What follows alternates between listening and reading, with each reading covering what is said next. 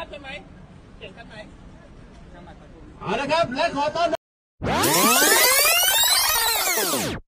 Sabi nila, first impressions last. At tila seneryoso nga ito ng isang beauty queen sa Thailand. Ika nga nila, she understood the assignment. Viral kasi ngayon sa social media ang agaw eksenang entrance ng dalaga sa araw ng registration para sa Miss Grand Thailand 2024. Sakay ng ambulansya, inilabas sa stretcher ang kandidata na walang malay at tila nag-aagaw buhay. Siyempre, hindi rin nagpatalo ang supporting cast na wagas din ng acting sa pag-revive sa dalaga bilang mga nurse at doktor.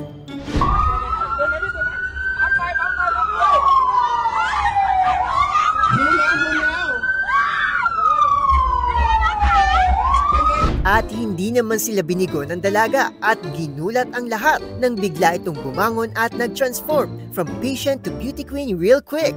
Napanganga na lang ang lahat ng maghubad ito para i-reveal ang red gown na tinatago sa likod ng hospital gown at nagawa pa ngang mag-retouch ng makeup na para bang walang nangyari.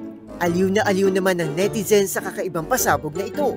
Anila, bigyan na raw agad ng award si ate girl at mukhang ready na siya para sumabak sa role ng Miss Grand Comedy.